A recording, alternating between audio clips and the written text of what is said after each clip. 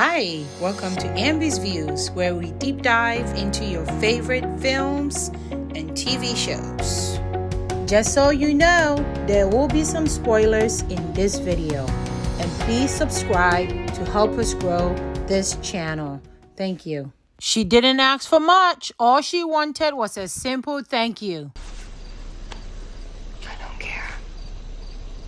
And the sister couldn't get that. Malcom and Marie is a beautifully crafted film which you're either going to love or you're going to hate, just like the theme of the film. It stars John David Washington, who most of you know as Denzel Washington's son. And while I think this is a huge compliment to him, I'm sure he wants his own identity as his career is now taking off in a huge way. He plays Malcom, while Emmy winner Zendaya plays Marie. The story explores the toxicity of a doomed relationship where both characters are very abusive towards each other, especially Malcom towards Marie. You come home, you start a fight, and by morning you're drinking on Xannies, trying to fucking cut your wrist with a pair of fucking nail scissors.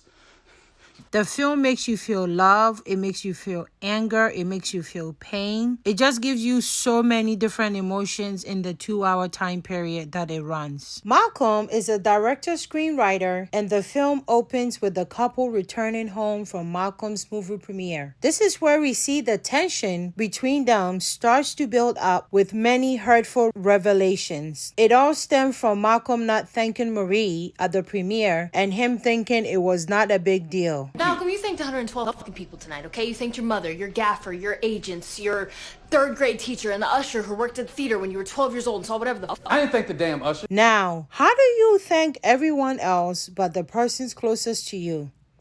Who-wee. And I'm sure we've all been there where one silly argument turns into a blowout war. Marie accuses Malcom for stealing her life story for his movie. The same movie that he had the audacity not to thank her for. While Malcom also accuses her for being emotionally dependent on him. When you were depressed, when you were on so many meds that you couldn't for half a year, I was there for you. When you relapsed, I was there for you. And how she will basically be nothing without him. He further drags her in an epic bathtub scene by calling her a puppy dog and telling her his movie was actually based on different women from his past, whom he still keeps some photos of and communicate with one of them on social media. Wow, this was such a painful scene to watch. You may have gotten clean, but you still haven't figured this part out yet. Why you love being hurt, traumatized, and being eviscerated. How did you feel about the bathtub scene where Marie is sitting in the tub and Malcom basically telling her off or trying to make her feel less than or make her feel so low, which she was already at, and Malcom keep digging into the wounds that she already had? Do you think Malcom was right for all the things that he was saying to Marie? And if you were Marie, how would you have reacted to Malcom in that scene? Do you think one of them should have left the house in order to de-escalate the situation? Or you think they made the right decision by staying and keep going at it? Comment below with what you would have done in that situation. The film is beautiful, it is raw, yet anxiety-inducing and emotionally exhausting. It takes you on an emotional roller coaster for sure. Both Malcom and Marie are very toxic and they bring the worst in each other. You think they try to de-escalate their situation, but then they get back again. So the whole entire film, you don't know what to expect and you don't know how you're going to feel next because of the roller coaster nature of the film. Did you notice how the production design was an extension of the film?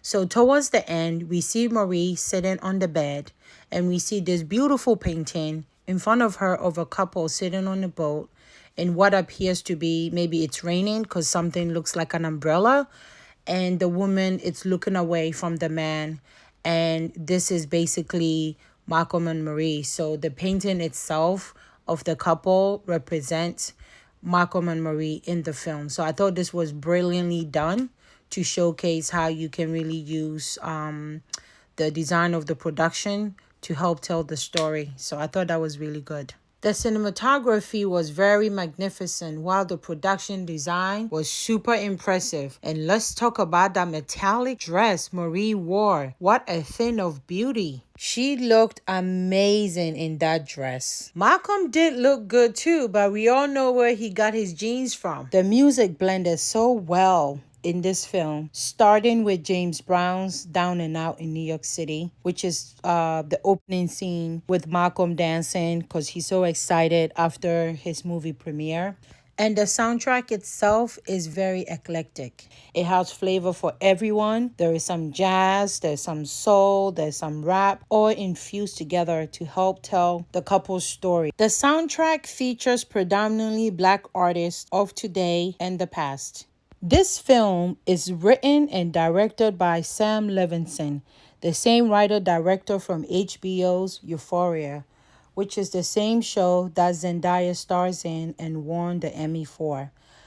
The writer in this film included a social commentary, which Malcom stated in the beginning of the film about things that Black people get involved with automatically being labeled as Black this, Black that. Am I a filmmaker? Am I a filmmaker, baby? That's right. And I want to be part of the larger conversation about filmmaking without always having some white-ass writer making it about race, because it's convenient. For example, films that have Black cast and Black directors are labeled as Black films, while on the opposite end of it, most films that are made in Hollywood are by white cast and white directors, and those don't get labeled as white films. What the fuck are all the Black filmmakers? Because I'm getting sick and tired of these little British boys running around here all in their feelings, trying to overcome a birth defect to save the queen from Hitler. And another example, we have if Black people make music like R&B and soul, they get labeled as that. But that same music could be recorded by a white person or a white artist, and that music now becomes pop, i.e. Adele and Justin Timberlake and many, many other artists.